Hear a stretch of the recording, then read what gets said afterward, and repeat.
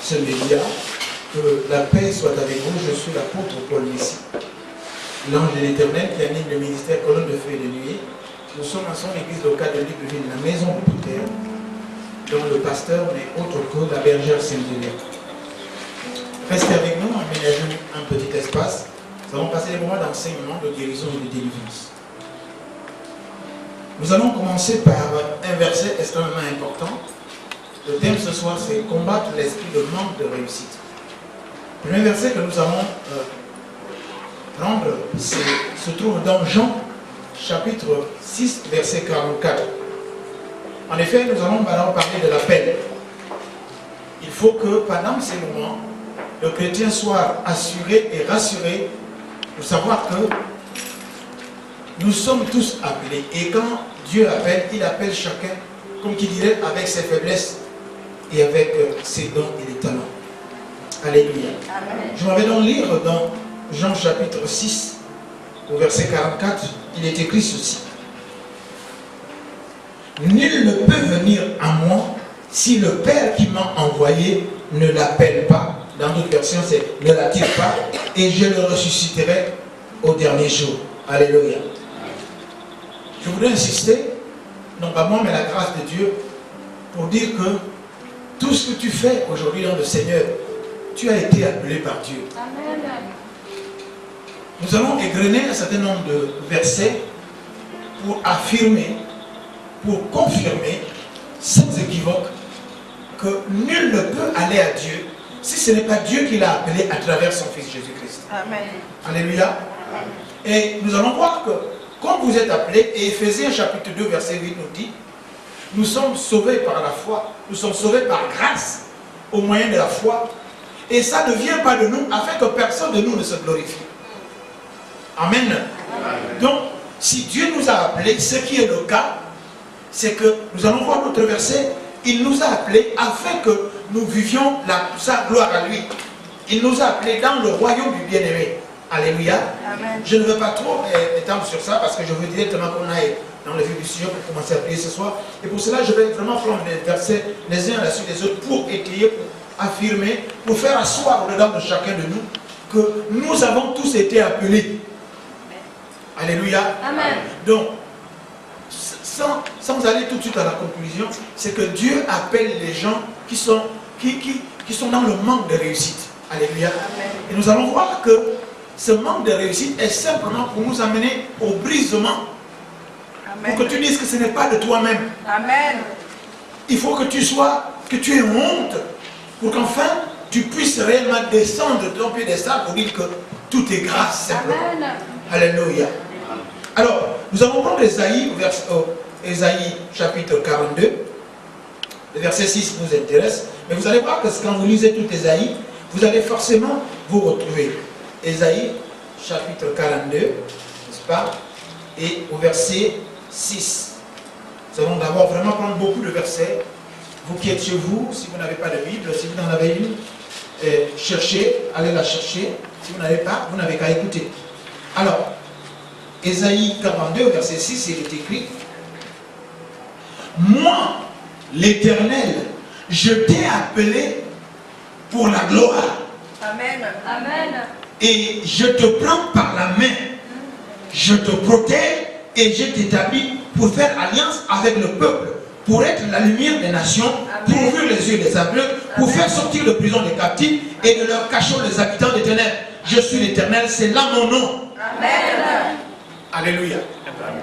Quand vous lisez l'entête de Ésaïe 42, il est intitulé « Le serviteur de l'Éternel ». Dieu nous a appelés tous pour le servir. Alléluia. Amen. Il faut donc s'approprier, la gloire de Dieu vient du fait que vous vous appropriez, n'est-ce pas, sa parole. Il dit, moi, l'Éternel, je t'ai appelé. La Bible dit que chacun de nous vaquait à ses obligations, ou plutôt à tout vent de doctrine, selon l'influence des parents, de son éducation, ou plutôt de ses propres convoitises personnelles, n'est-ce pas?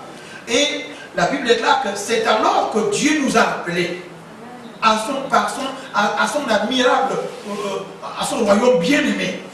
Alléluia. Donc, au demeurant, un chrétien, c'est quelqu'un qui a donc été appelé hors de son système, hors donc de l'échec, hors de la confusion, hors de la pauvreté, hors de tous les mots qui peuvent se dire ou se nommer sur la terre. Alléluia. Donc un chrétien, n'est-ce pas, ne doit pas et ne peut pas manquer de réussite. Mais nous allons voir en filigrane par rapport à ces versets que Dieu ne fait qu'affirmer qu'il nous a appelés. Bien aimé, si quelqu'un m'appelle, n'est-ce pas, dans son entreprise, ok, c'est que cette personne me juge capable. Amen. Alléluia. Amen. Et il s'agit du royaume des cieux. Dieu n'appelle pas n'importe qui, puisque vous pouvez être deux, il va appeler une personne, il va laisser l'autre. Oui. L'appel te qualifie, parce que Dieu t'a appelé, tu es qualifié. Amen. Amen. Tu es qualifié à sa gloire parce que tes choses sont préparées, malgré effectivement des ratés. Et nous allons le voir. Dieu dit, moi Dieu, je t'ai appelé. Et quand Dieu appelle, ça ne souffre pas de contestation. Vous allez voir que même les gens les plus insignifiants, c'est ce que nous allons voir tout au long de ces 2 semaines. Vous allez voir qu'à chaque fois que tu vas te trouver, tu dis, mais c'est pas possible. Mais attends, on va voir. Tout à l'heure, on va voir Moïse. Moïse me dit, mais je ne vaux rien du tout. Mais Dieu dit, mais moi, je t'ai appelé Moïse. Alléluia. Et nous venons de voir là, Jean chapitre 6, verset 44, il dit, personne ne peut venir dans le royaume des cieux si Dieu ne l'a pas appelé. Amen. Alléluia. Amen. Mais Dieu également t'appelle tel que tu es. Amen. Dieu t'appelle tel que tu es. Et ce soir, tu es, on va dire, tu manques de réussite dans beaucoup de choses. Mais pourtant, ça ne te disqualifie pas de l'appel de Dieu. Dieu sait que tu manques de réussite. Mais il dit, il confirme, moi l'Éternel, je t'ai appelé. Amen. Alléluia. Dit, j'ai appelé mon serviteur hors de sa famille, hors de la malédiction, hors de tout ce qui peut l'embrouiller. Je l'ai appelé hors des totems et des totems de sa famille. Tu as été appelé, tu as été sorti de là. Tu as été délivré. Quand on appelle quelqu'un, il est délivré. Nous avons lu que là, il dit son serviteur, je t'ai appelé pour toi, pour aller ouvrir les portes. Alléluia. Pour que tu ouvres les portes des autres, c'est que toi-même tu es d'abord sorti de ces portes-là. Tu es déjà délivré. Alléluia. Amen. Non, je veux vraiment qu'on participe, qu'on continue à lire ces versets, partout. Et on va aller dans Matthieu chapitre 9, verset 13. Restez avec nous. Commençons à être la parole, c'est ce que nous faisons. Matthieu chapitre 9, verset 13, avant que de parler du sujet ce soir, le manque de réussite, et voir qui a souffert le manque de réussite et qu'est-ce qu'il en est venu. Matthieu chapitre 9, verset 13, il est écrit. Allez apprendre ce que signifie je veux la miséricorde et non le sacrifice, car je ne suis pas venu appeler des justes, mais des pécheurs. À partir de cette déclaration de Dieu, tu dois déjà écarter et mépriser, voir que la parole de Dieu est plus puissante que l'handicap qu'on te colle ou bien que toi-même, à l'handicap auquel tu es assujetti. Dieu dit qu'il n'est pas venu appeler les justes. Donc l'étiquette qu'on te colle là, que tu es faux, donc assurément, gloire à Dieu. Il dit, moi Dieu, je ne suis pas venu appeler donc des gens bénis. Je ne suis pas venu appeler les grands. Je ne suis pas venu appeler la superbe. Je suis venu simplement et j'ai appelé. Pourquoi? Parce que moi, Dieu, je fais miséricorde à qui je veux. Voici le mot est lancé. Pour que tu vives une vie joyeuse, il faut que tu penses à la miséricorde de Dieu. C'est-à-dire que Dieu ne te prend pas en rigueur de toutes tes fautes et de toutes tes erreurs. Puisqu'il sait que tu n'es pas juste. Et il n'est pas venu appeler des justes. Donc à ce titre-là, Dieu t'appelle tel que tu es. Donc Dieu te qualifie malgré le fait que tu sois dans la justice, malgré que les gens pensent que tu es injuste, que tu n'es pas à la hauteur. Alléluia. Pourquoi? Parce qu'il te fait miséricorde. Amen. Alléluia. La miséricorde, c'est simplement qu'on ne te prend pas en rigueur toutes tes erreurs. Alléluia. Mais quel homme, quelle femme, regardez nos parents, nos amis et connaissances, regardez nos patrons. Il suffit d'une petite erreur pour que tu sois, on va dire, sous discipline, que tu aies une demande d'explication, que tu sois menacé même de licenciement, et on va dire qu'une faute lourde soit portée à ton dossier, n'est-ce pas? Et puis bon, peut-être qu'on retienne ton salaire. Alléluia. Mais Dieu lui dit, il prend plaisir à la miséricorde. Amen. Prenons un autre verset. Romains chapitre 1 au verset 6. C'est toujours pour vous amener à comprendre que nous parlerons tout à l'heure de l'esprit du manque de réussite. Mais Dieu affirme et il confirme au fur et à mesure des versets que c'est lui qui nous appelle. Et quand il appelle, il te qualifie. N'est-ce pas? Nous avons parlé de l'esprit de manque de réussite. Mais quand Dieu t'appelle, la Bible déclare que Dieu parachève ce qu'il a commencé. Donc, quand Dieu t'appelle, malgré tes erreurs, malgré tes fautes et tes faiblesses, il te qualifie normalement pour la réussite, pour que tu sois plus que vainqueur. Alléluia. Car nous sommes plus que vainqueurs par celui qui nous a aidés, Jésus-Christ de Nazareth. Romains chapitre 1, au verset 6, il est écrit: parmi lesquels vous êtes aussi, vous qui avez été appelés par Jésus-Christ. Au verset 5, Jésus-Christ notre Seigneur, c'est par lui que nous avons reçu la grâce et l'apostolat pour amener en son nom à l'obéissance de la foi toutes les nations. Parmi lesquels vous êtes aussi, vous êtes aussi, vous qui avez été appelés par Jésus-Christ.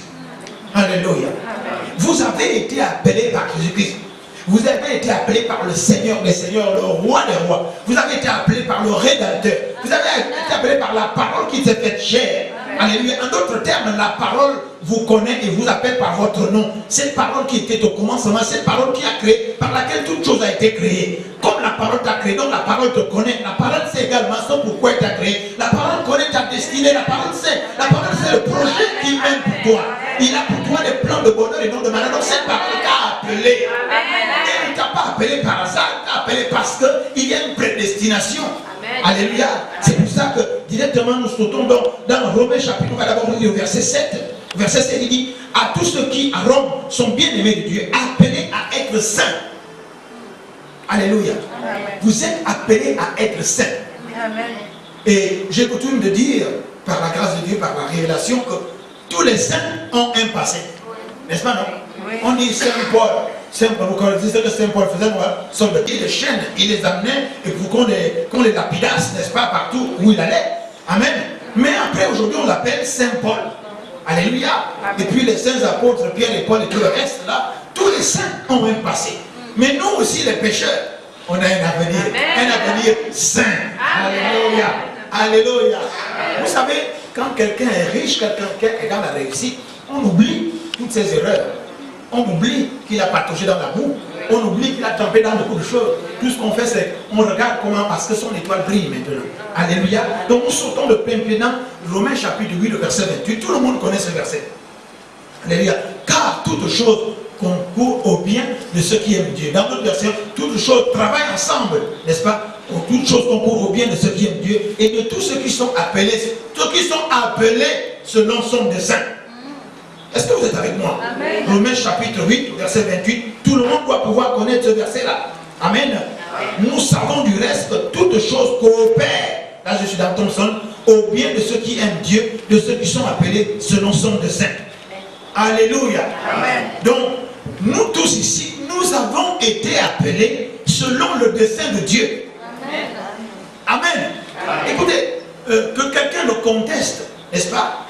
On peut vous dire que vous êtes un imposteur, que vous ne savez rien du tout, vous sortez de nulle part, et quel que soit ce qu'on va vous dire, mais ça n'enlève pas que Dieu vous a appelé. Amen. Alléluia.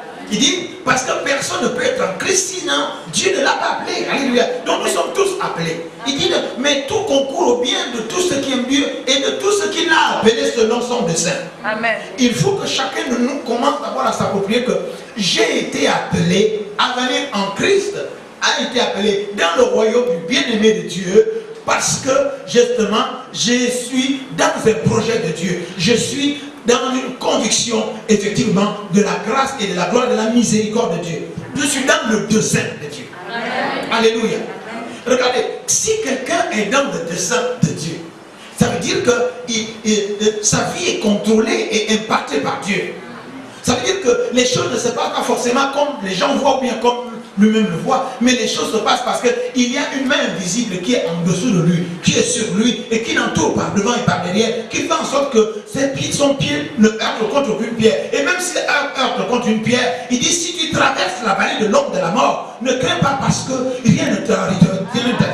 Parce que moi-même, je te porte dans mes bras. C'est pour ça qu'il dit à l'église, le porte des morts, les séjours des morts ne provenons pas contre elle. N'est-ce pas? Alléluia. Ça veut dire quoi? Ça veut dire simplement que peu importe les débuts, peu importe ce qu'on ressent, mais le fait d'être simplement à l'église, le fait d'être là ce soir, écouter la parole de Dieu, c'est que parce que tu as été appelé. Et tu as été appelé pourquoi? Pour le dessein de Dieu. Regardez, est-ce que c'est parce que tu ignores le dessein de Dieu que ça annule le dessein de Dieu? Non.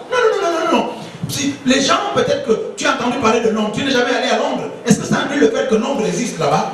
Il y a d'autres villes même que tu ne connais même pas, tu n'as même jamais entendu parler. Mais le dessein de Dieu existe dans ta vie. Tu es dans le dessein de Dieu. Amen. Regardez, il dit ne promenez pas de regard inquiet.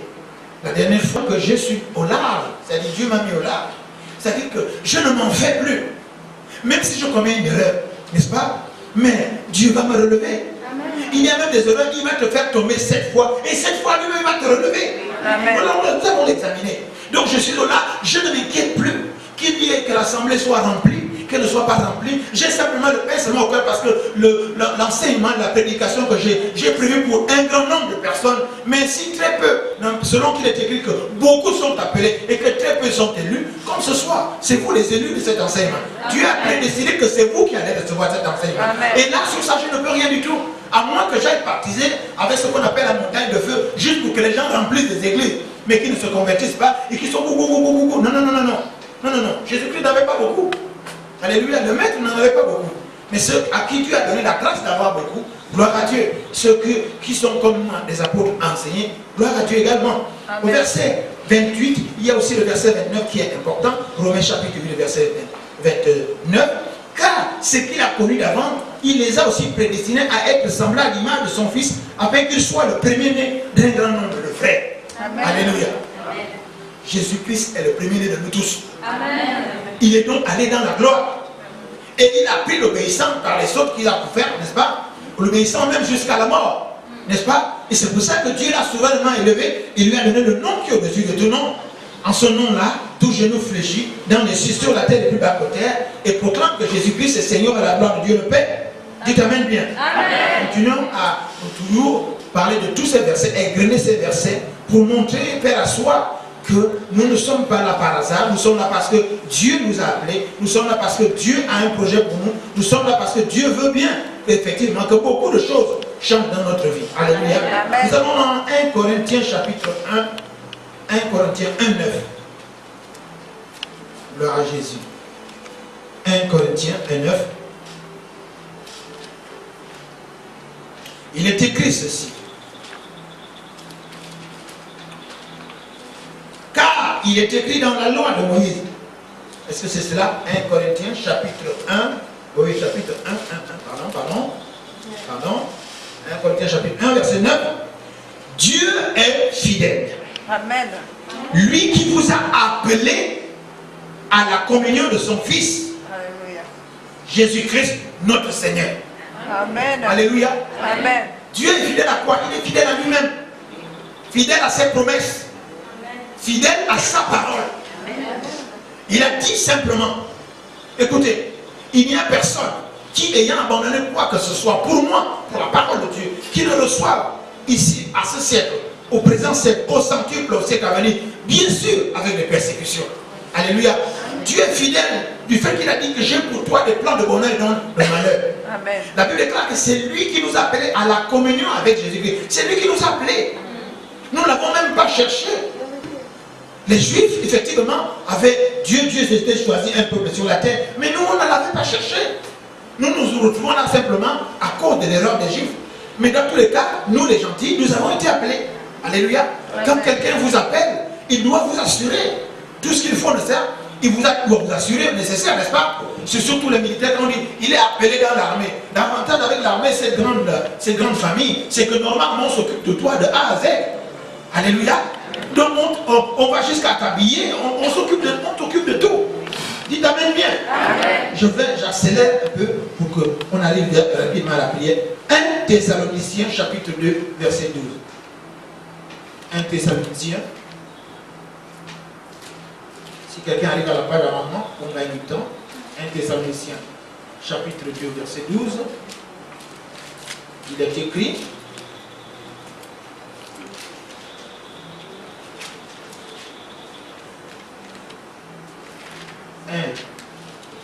Thessaloniciens chapitre 2 verset 12. C'est ça. Afin qu'ils soient jugés ceux qui n'ont pas cru à la vérité, mais qui ont pris part à l'injustice. Alléluia. Alléluia. Amen. Donc, il y a déjà là une distorsion. Il y a des gens qu'on a appelés et d'autres qui ont même résisté à cela. Alléluia. Qui ont préféré l'injustice. Vous allez voir que Dieu va faire la différence. Hébreux chapitre 9, verset 15. Après quoi, nous allons entrer dans le vif du sujet. Hébreux chapitre 9, au verset 15. Il est écrit ceci. Si quelqu'un a la page, comme je dis toujours là. Hein, quelqu'un a la page. Je lis la parole de Dieu dans Hébreux 9, Oui. verset 15. Voilà. Et c'est pour cela qu'il est le médiateur d'une nouvelle alliance, afin que, la mort étant intervenue pour le rachat des transgressions commises sous la première alliance, ceux qui ont été appelés reçoivent l'héritage éternel qui leur était promis. Alléluia. Amen. Ceux qui ont été appelés, lui étant le médiateur de la nouvelle alliance, la première alliance étant été déclarée caduque. Pourquoi? Parce que simplement, elle n'était pas bonne, c'était l'alliance de la chair. L'alliance avec Israël qui a tourné le dos à Dieu. Donc Dieu a créé une nouvelle alliance qui va être spirituelle, qui va rassembler et les gentils et effectivement les juifs. Alléluia. Il dit, mais ceux-là qui ont été appelés, nous autres là, nous avons été appelés pour recevoir un héritage qui ne peut se flétrir. L'héritage de la vie éternelle. Alléluia. Donc, pour moi, si quelqu'un vous appelle en Christ, Dieu nous a appelés en communion avec Jésus-Christ. Jésus-Christ étant le Seigneur, Jésus-Christ étant l'homme du salut, l'homme de la bénédiction. Donc, nous allons être héritiers simplement de ce salut-là. Le salut inclut la bénédiction matérielle, financière, économique, personnelle, sanitaire. On va dire toutes les bénédictions spirituelles attachées, n'est-ce pas, à ce que nous appelons la vie Zoé, donc la vie de Dieu. Alléluia. Donc, il faut que le chrétien comprenne qu'il a été appelé pour être un héritier. Amen. Un héritier du royaume de Dieu. Alléluia. Or, le royaume de Dieu, c'est quoi? C'est toutes les grâces dont on parle dans Galates 5, 22. La paix, l'amour, la joie et tout le reste. Et tout ce que Jésus a proclamé sur le coup accompli, c'est-à-dire, je me suis approuvé que toi, tu t'enrichisses, n'est-ce pas? Que cet enrichissement est d'abord spirituel, afin de devenir finalement matériel. Alléluia. Donc, c'était d'abord important de planter ce décor pour comprendre que tout ce que nous allons faire, si le chrétien ne comprend pas l'appel de Dieu, n'est-ce pas? L'appel de Dieu est un appel à la bénédiction. L'appel de Dieu est un appel à la guérison. L'appel de Dieu est un appel à la réussite, à la bonne vie, à la paix, à la joie, à l'amour. Or, le diable veut nous faire croire que nous sommes privés de ces choses-là.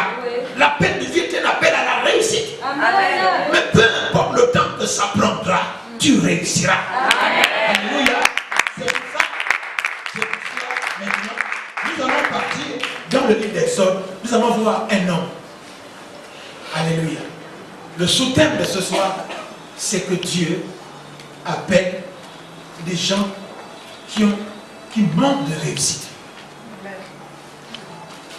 Dieu veut bénir les gens qui manquent de réussite. Nous allons voir Moïse, Exode chapitre 3, du verset 1 au verset 6.